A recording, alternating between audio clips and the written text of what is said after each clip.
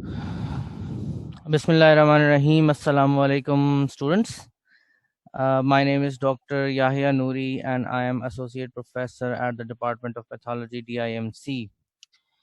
Today, we are going to discuss something about arteriosclerosis, atherosclerosis, and there would be a separate topic which is congenital anomalies. It's not related to the above topic, but it has been assigned all along with the first main topic.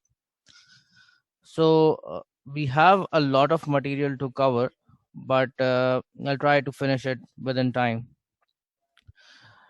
So if I want you to imagine anyone within your family, in your close relationships, in your acquaintances, somebody who had a sudden cardiac event, who survived or did not survive, you will probably know someone who would be having certain cardiac disease, cardiovascular disease, or have succumbed to that disease in your acquaintances, in your close family, in your distant family, or in your friends. So, cardiovascular diseases are very common. If you ask someone कि जनाब आपके आसपास कितने लोगों को कोई tumour हुआ है, कोई कैंसर हुआ है, it's very common, but probably you might have known someone, one or two people, but cardiovascular events के जो शिकार लोग हैं, they are much more than these people who die of cancers somewhere around you.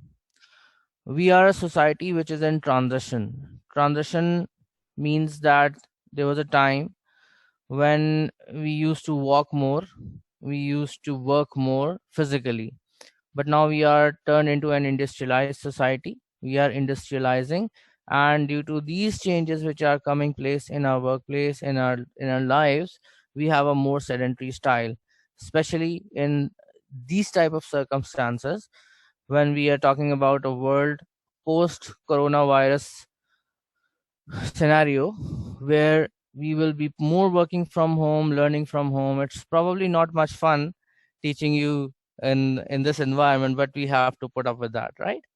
So let's move on. So what do I plan to do with you today? Uh, So by the end of this lecture, there are a few things which you must know. First thing is how to define arteriosclerosis. What are the three different types? Then what are the features of atherosclerosis? What are the risk factors? You should be able to list them. You should be able to explain the features of atherosclerosis, arteriosclerosis, and Monckeberg's medial sclerosis, which we are going to discuss. Then the common congenital cardiac anomalies. We'll just touch upon that because probably time won't permit it to go in details for cardiac anomalies, and we should be able to explain their features briefly. So if you remember, the person who had that cardiac or cardiovascular events, what were the symptoms? Chest pain, breathlessness, sudden death. I know a relative who was somewhere around 35-year-old at that time, and he experienced sudden chest pain and he died on the way to the hospital. And later on, we found out that he had some cardiac anomaly or some sort of sudden cardiac failure. Then I had a relative who was a chain smoker and he died of right-sided heart failure. So you would know somebody as well, and you would probably have heard of certain symptoms which have occurred before the patient presented to the hospital, or you might have seen somebody in the hospital as well. So this could be something like an addition to whatever questions you are going to get in exam. some sort of picture like that. A 53-year-old man is brought into the accident and emergency department. Cardiac patient will come into an accident emergency department most of the time, complaining of sudden onset of severe central chest pain. He's cold, sweaty, and he appears breathless. Then there are certain diseases. This is the second case where we are going to discuss about congenital anomalies. There are certain anomalies, especially ASD, which is detected later at age. So it is detected somewhere around 20, 25 years of age, maybe even later than that, because it's mostly asymptomatic and it's an incidental finding. Somebody has gone for a cardiac checkup, and the doctors, they have heard, or they put the stethoscope and they hear a murmur, an abnormal cardiac sound, right? So what is arteriosclerosis? If I talk about arteriosclerosis, in simple words, it is the hardening of arteries, right? So if we talk about arteriosclerosis, mainly there are three types. One is the basic arteriosclerosis, which you will study more in hypertension. It affects small arteries and arterioles. And what happens is that in arteriosclerosis of this type, the first type, what the vessels, they become thickened. There is concentric thickening of the vessel wall, and there are two variants. One is the one in which happens in benign hypertension, and it looks more like something like a glassy hypertrophy, right? So this is a hyaline arteriosclerosis. So if you can see the structure, you will see that this on histopath.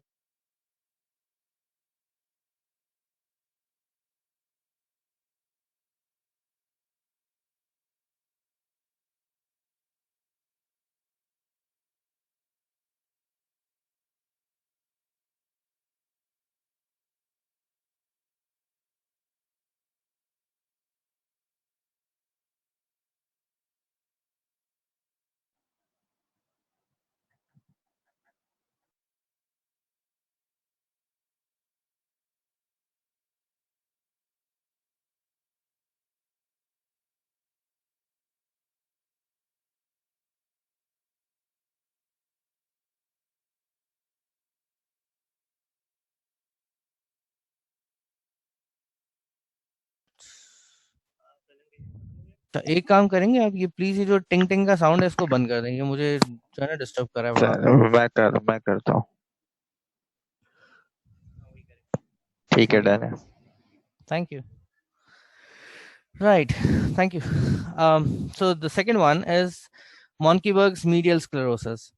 So what happens is that the sclerosis, it doesn't affect the lumen, but it's there. It's generally asymptomatic.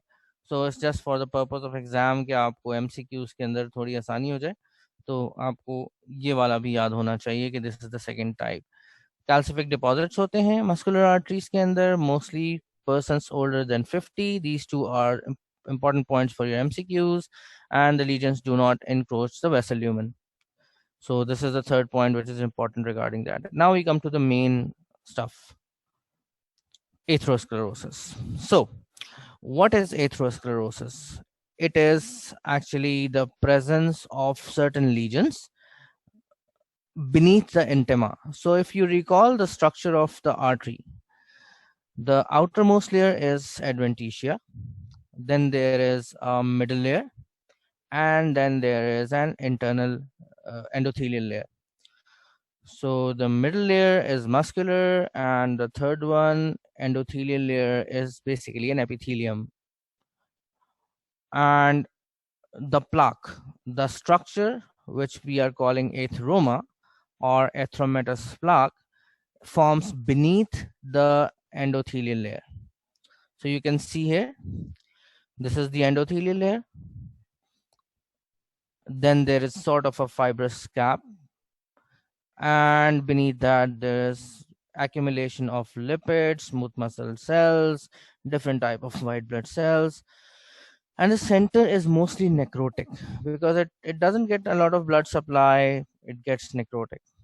So there are cholesterol crystals, foam cells, calcium. So sometimes you are asked in your viva that what is the composition of an atheroma. So these are internal lesions. Remember that. This is also important for your MCQs.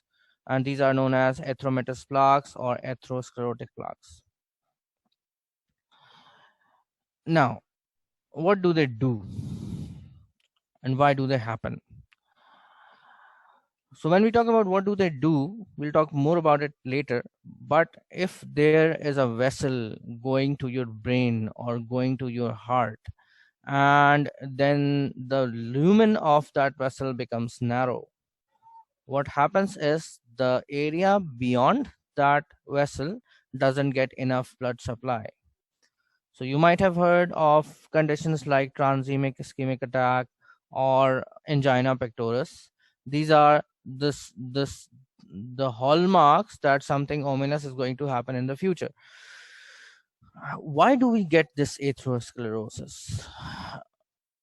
If we go in details, and we'll see that there are certain fatty streaks which occur when at very early age, and by the 10 years of age child gets these fatty streaks by any chance, whether it doesn't depend upon race, it doesn't depend upon the the gender, it doesn't depend upon the genetic makeup of that individual, he gets them anyway. And uh, um, for the cardiac vessels, we know that the where the fatty streaks are at that same place, the atheromas develop at the same areas, but we do not know what happens for sure in this case. There are certain risk factors for getting an atheromatous plaque or atherosclerosis in your vessels. And remember that, for example, if you're having two risk factors, the effect is multiplicative. What do you mean by multiplicative? It means that it doesn't increase twofold, it increases by fourfold. You have three factors, the risk might increase 6 to 7 times of having more than one risk factor. And living in this era, it is very important that we should modify. I should do that, and you should do that, and we all should do that, and we should advocate that everybody should do these modifications in lifestyle. Some of the things we are not capable of changing. For example, our genetic abnormalities which we might have a family history of cardiovascular disease. We might have an increasing age, we cannot decrease our age. We cannot change our gender, but in some cases we can, but most uh, commonly we do not, and we cannot. Modifiable risk factors, for example, somebody is having hyperlipidemia, he should be able to control the lipid levels by changing the diet, changing the lifestyle. Hypertension, again, taking the medications properly. Cigarette smoking, quitting smoking. Diabetes, taking control of the sugar levels. Diet, again, everything things comes through the diet. And inflammation, we'll talk about a theory later that many people think that this is a chronic inflammatory disease of the blood vessels, atherosclerosis. It is the inflammatory chronic injury response. Additional risk factors, again, inflammation. If you are having a hyperinflammatory state, then you might uh, suffer from uh, cardiovascular diseases. Hyper homocystinemia, metabolic syndrome, raised lipoprotein A levels, elevated procoagulant levels, and type A personality. All these things somehow affect the blood pressure, vessel architecture, or they can cause injury to the vessel wall, and this makes the vessel wall more amenable to get thickened and suffer from atherosclerosis. So we have a hypothesis. How does that happen? This model tells us that atherosclerosis is a chronic inflammatory response of the arterial wall to the endothelial injury. So there are certain things which involve and interact with each other. What are these? One is lipoproteins. The lipoprotein levels raise, they get deposited in the vessel wall. monocyte-derived macrophages. They contribute towards the inflammatory response. T lymphocytes again and cellular constituents, they form the debris which was present in the necrotic center, necrotic core of the erythematous plaque. Sometimes what happens is that this core ruptures, and this ruptured core, it releases a lot of material in the blood stream, and it presents a roughened surface, a surface which needs to be plugged. So all the platelets, they come and they gather in, and they try to cover that patch, and that causes of thrombus formation. But that is probably going to be a different topic. I won't go in detail of that. So the thrombus can obliterate the blood vessel, and uh, this will cause the blood flow to stop towards the organs which are beyond that blood vessel, and this is going to obliterate the flow and cause infarction. It could be myocardial infarction, it could be cerebral infarction. So these are 7 points of response to injury hypothesis. What happens actually? Number 1 is endothelial injury and endothelial dysfunction. Number 2 is monocyte adhesion to the endothelium and differentiation into macrophages and foam cells, accumulation of lipoproteins in the vessel wall, platelet adhesion, liquid accumulation, smooth muscle cell recruitment and smooth muscle cell proliferation, and ECM production. So all these contribute towards the formation of an erythematous plaque. So we look at it in detail. So how does endothelial injury contribute to the plaque?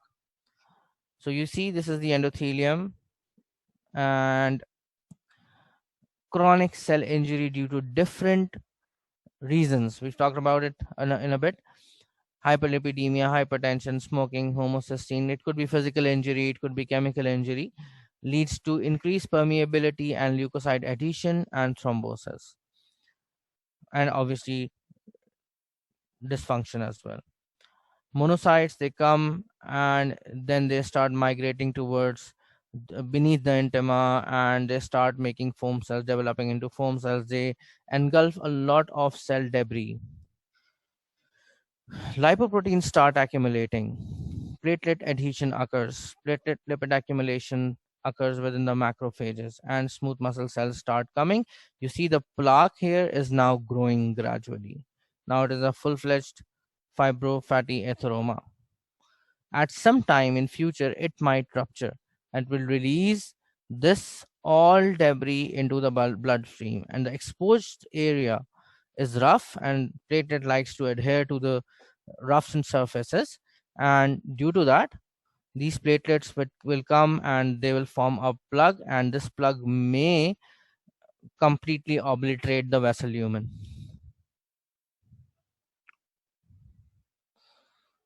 Okay, if you look at the morphological feature, this is the fatty streak I spoke about. I'll just jump through it.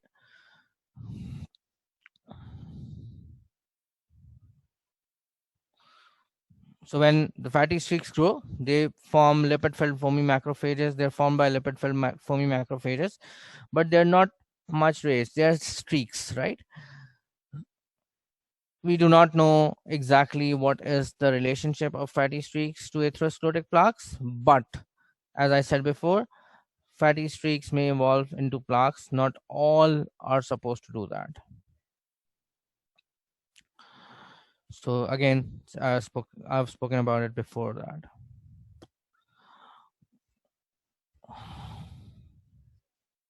So if you look at the morphological structure, so you can see it here. The intima gets thickened and lipids get accumulated. Thrombus could be superimposed on an ulcerated plaque. What is an ulcerated plaque? It is a plaque that has ruptured, that has an exposed surface, and that exposed the surface is generally rough, which invites platelets. They're patchy, and at times they involve only a portion of the vessel wall. So which vessels are the most commonly involved? So infrarenal abdominal aorta, then coronary arteries, then popliteal arteries, then internal carotid arteries, and then vessels of the circle of Willis.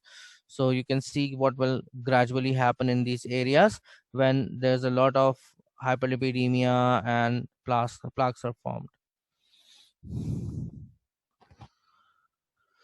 So we've already spoken about that. What are the components? This can be a very specific question in your Viva. What are the components of atherosclerotic plaques? Number one is cells. Which type of cells?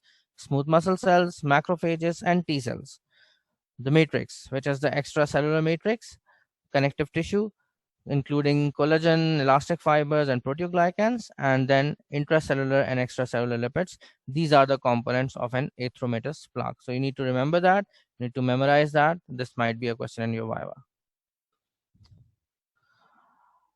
So how does stenosis take place? We have already spoken about stuff earlier.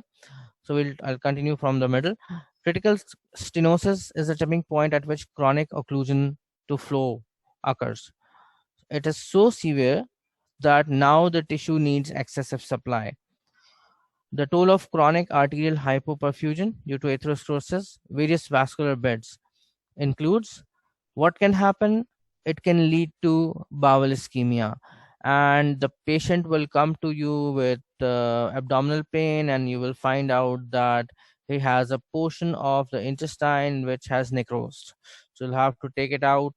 You'll have to open the patient, take out that portion, and then reanastomose the intestine.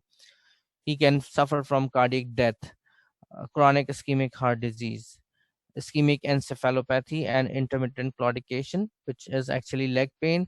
जब आपकी leg की vessels affect होती हैं तो blood supply कम होती है, उसकी वजह से sudden onset of pain होता है.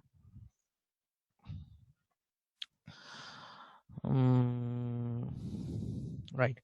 So when we talk about larger arteries, यहाँ पे थोड़े डिफरेंट किस्म के सिम्टम्स होते हैं. It could call myocardial infarction, cerebral infarction, aortic aneurysms, and peripheral vascular disease, which is gangrene of extremities.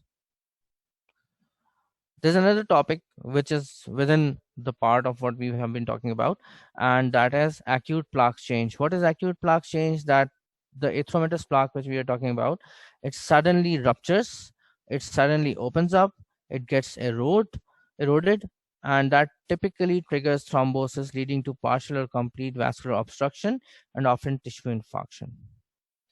So there are three consequences. One is rupture, second is erosion or ulceration, third one is hemorrhage into the atheroma, which leads to expansion of the volume of the plaque. When it expands, it obviously obliterates the vessel lumen. It can lead to the rupture.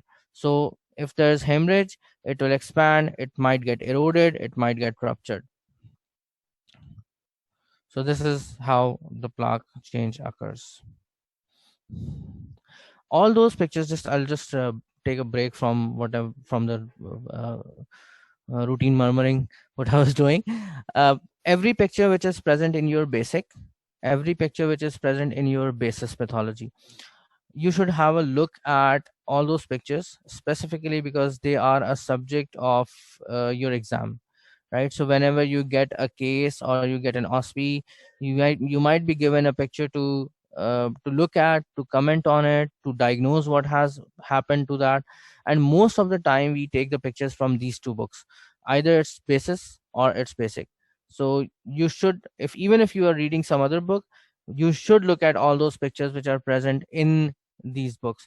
This lecture which I made for you was mainly from basic. Again, this is we've already spoken about, so I'll just jump through it. Okay, let me come to the second part. I have 15 minutes for that. So congenital anomalies. Congenital anomalies are the common anomalies which are present in the different parts of the body, but we are specifically talking about the heart.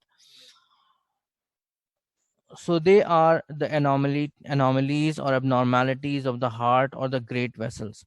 Now you all know that when the baby is not born, he or she is getting his blood supply from the mother. which is umbilical arteries and placenta. And as soon as the baby is born, the structures, the blood flow changes. The lungs, which are non-functional before birth, they have to get functional. And how do they get functional? As soon as the baby is born, the baby cries. As the baby cries, the lungs, they fill up with the air, and the blood flow towards the lung increases, and this leads to oxygenation, and then the distribution of this blood towards throughout the whole body. Now I'll just take you back a bit to imagine what generally occurs in our bodies. So there are two types of circulation, or two divisions of circulation. One is the pulmonary circulation, and the second one is systemic circulation. So what happens is, when the blood which is coming to the left side of the heart, it is pumping, the left side of the heart is pumping that blood into the systemic flow, and the blood which is coming to the right side of the heart, the right side is pumping that blood into the lungs, right? So if something happens, the blood which is supposed to go to the lungs is not going to the lung, and it is bypassing the lungs and getting into the left side of the heart. Now we call this, and this is an abnormal flow, and an abnormal flow is known as a shunt. So this is a shunt which is directing the blood flow from right to the left, and this is bypassing the pulmonary bed. That means the blood will not get oxygenated. When there will be no oxygenation, a lot of deoxygenated blood will mix into the systemic circulation. The baby will turn up cyanosed. मैं एक दफा फिर से repeat कर देता हूँ आसानी के लिए आपकी. There are two types of circulations. It's very important to understand these basics. बाकी आगे आप खुद समझ सकते हैं, फिर इतना मुश्किल नहीं है. So there are two types of circulations. One is the systemic circulation, and the other one is pulmonary circulation. Left side of the heart receives the blood from the lungs and throws it into the body. Right side of the heart receives the blood from the body and pushes it towards the lung for oxygenation. So if there's an abnormal channel which is not allowing the blood to go to the lungs, but it is mixing into the systemic blood again, so the right sided blood is shunted towards the left side. सीधे रास्ते से उल्टे रास्ते की तरफ आ जाता है, तो रिजल्ट कभी भी अच्छा नहीं होगा. So that will lead to cyanosis. So baby will turn up in all those cases जहां पे right side to left side shunt होगा, cyanosis के साथ आएगा. There could be other way around. Left side के ऊपर जो blood जा रहा है, it can be shunted into right side, but this will not lead to cyanosis. ये दो मेन डिविजन्स हैं जो कॉन्जेनाइटल एनोमलीज हम पढ़ने जा रहे हैं. एक राइट टू लेफ्ट शंट्स, एक लेफ्ट टू राइट शंट्स. उसके बाद एक तीसरी है जिसको हम कहेंगे कि वो ऑब्स्ट्रक्शंस हैं या ल्यूमेन की नैरोइंग है, which is a excuse me, which is a minor topic. So coming back, so these account for 20 to 30% of all birth defects and include a broad spectrum of malformations. Severe anomalies are incompatible with life. Sometimes the babies die instantaneously within the womb and die at a fairly early stage, and they are miscarried or they are aborted. So we know more about miscarriages and abortions because we detect pregnancy early. Remember that there's a safety mechanism from the nature that a baby which is incompatible with life generally will not be able to sustain itself inside the mother's womb. So there's an abnormality in the chromosomes. We only know about, if let's talk about Down syndrome. You'll say that the baby having Down syndrome chromosome 21 abnormality will not be aborted mostly. You've only heard about trisomies 21, 18, only few trisomies which you've heard about, we commonly hear about, and we've seen a patient or two in our lives.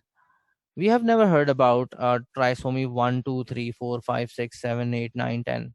Why? Because these chromosomes are bigger chromosomes. They have much more to themselves. They have a high number of genes which are very important.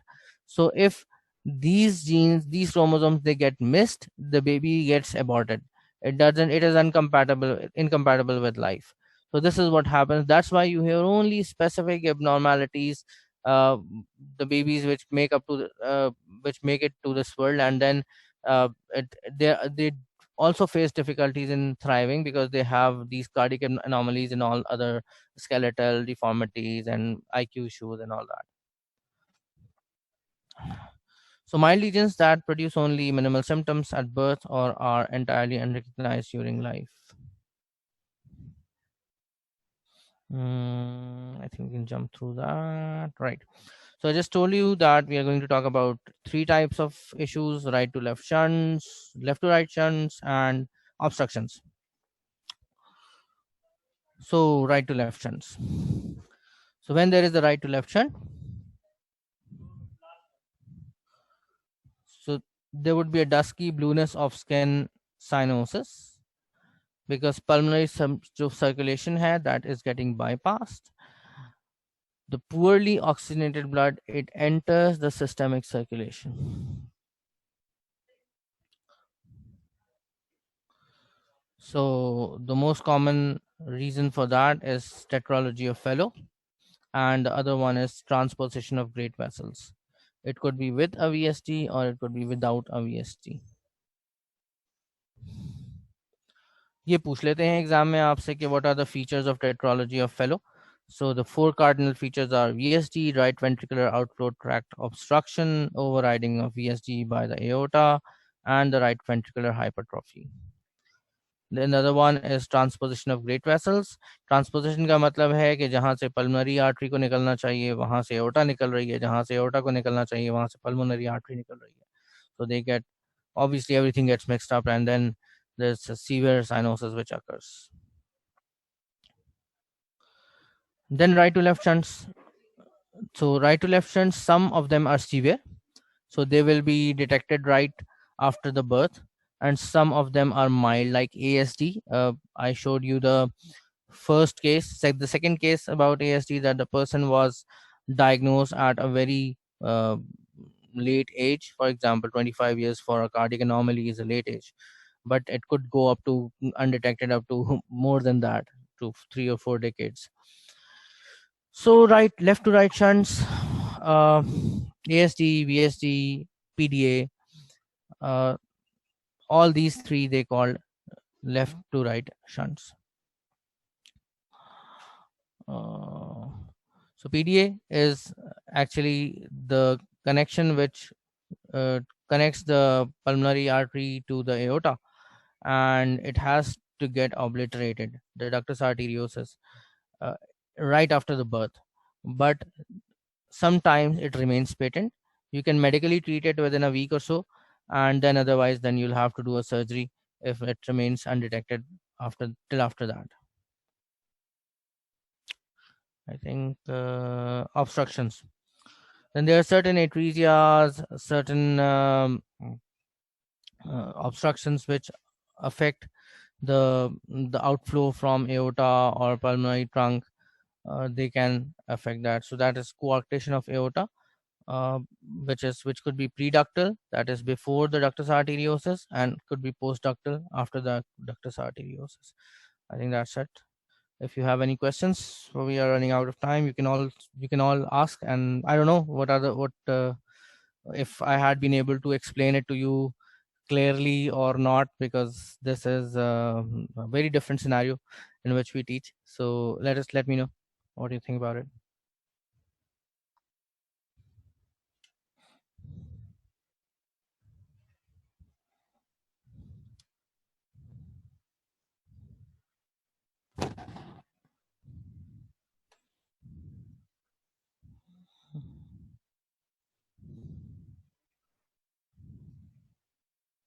Mm.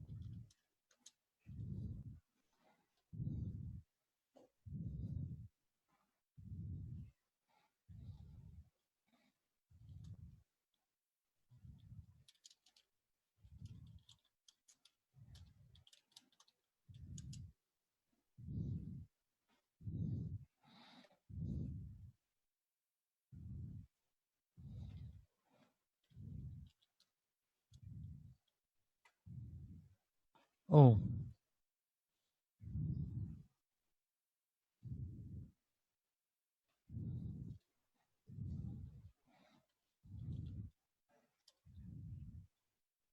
Mm.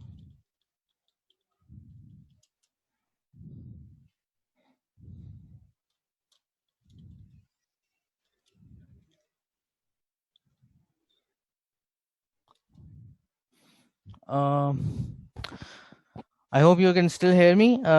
जो सवाल आया है, newborn babies to cry for functional, yes it's absolutely necessary. अगर बच्चा नहीं रोता है तो उसको मार के रुलाते हैं। So it's absolutely necessary to cry, and if the baby doesn't cry, the lungs don't fill up, the baby won't get oxygen in the brain, and if the baby doesn't get oxygen in the brain, that means कि he will be a child having cerebral palsy। उसका IQ, उसके बहुत सारे problems जो हैं वो उसको सारी जिंदगी फेस करने पड़ेंगे। Difference between arteriosclerosis, atherosclerosis. Arteriosclerosis की आप यूं समझ लें कि एक सब टाइप है एथ्रोस्क्लेरोसिस। आर्टीरियोस्क्लेरोसिस जो है उसको अलग से डिफाइन जरूर किया गया है, but it's mainly of the smaller sized vessels. But जो हम तफसील से बात कर रहे हैं, जिसके अंदर हम एथ्रोस्क्लेरोसिस की बात करें, आर्टीरियोस्क्लेरोसिस में सिर्फ आप यूं समझ लें कि हाइपरट्रॉफी वाला कंपोनेंट ज्यादा है, but atheroma formation, plaques and all that, that comes with atherosclerosis. Right? If you have additional questions, you can email them to me. I'll try and respond to them if I can. And let's see how it works out. So you have my email address. I'm fairly searchable. You can find me anywhere online. So see you guys. Thank you so much. Allah Hafiz.